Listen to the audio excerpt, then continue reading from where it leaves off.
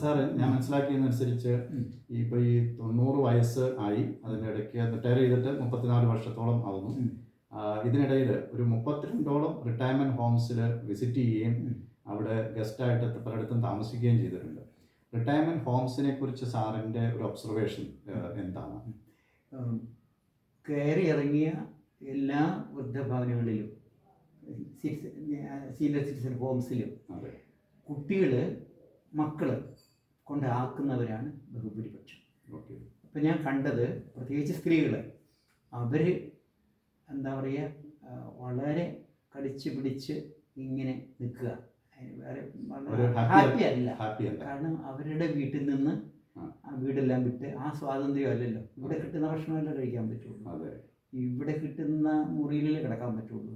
ഇനി പരിമിതികൾ പലരും വീർപ്പുമുട്ടുന്നവരാണ് കൂടുതലും. അതായത് അവർക്ക് അവരുടെ വീട്ടിലെത്തണമെന്നാണ് ആഗ്രഹം, അല്ലാതെ സ്വയം ചെന്ന് ചേരുന്നവരില്ലല്ലോ, ആരുമില്ല, കൊണ്ടാക്കുന്നവരാണ്. അപ്പം അതിലവർക്ക് മനസ്സ് വീർപ്പുമുട്ടിയാണ് ഭൂരിപക്ഷം കഴിഞ്ഞുകൊണ്ടിരിക്കുന്നത്. എങ്ങനെയെങ്കിലും ഇവിടെ നിന്ന് പുറത്ത് കടന്നാൽ മതി.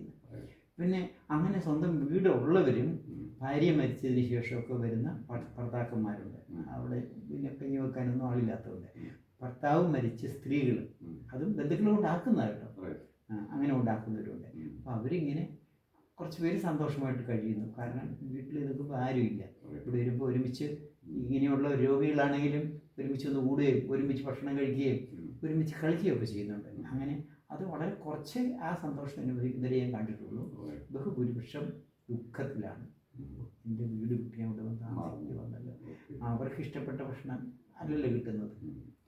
സാറിൻ്റെ അഭിപ്രായത്തിൽ സ്വന്തം വീട്ടിൽ നിന്ന് മാറി റിട്ടയർമെൻറ്റ് ഹോമിലേക്ക് പോകുന്ന പലരും മനസ്സാ പോകുന്നവര് ചുരുക്കം പേരുള്ളൂ, വളരെ ചുരുക്കം പേരുള്ളൂ, വളരെ വളരെ ചുരുക്കം. അല്ലാതുള്ളവർ അത്ര സന്തോഷത്തിലല്ല.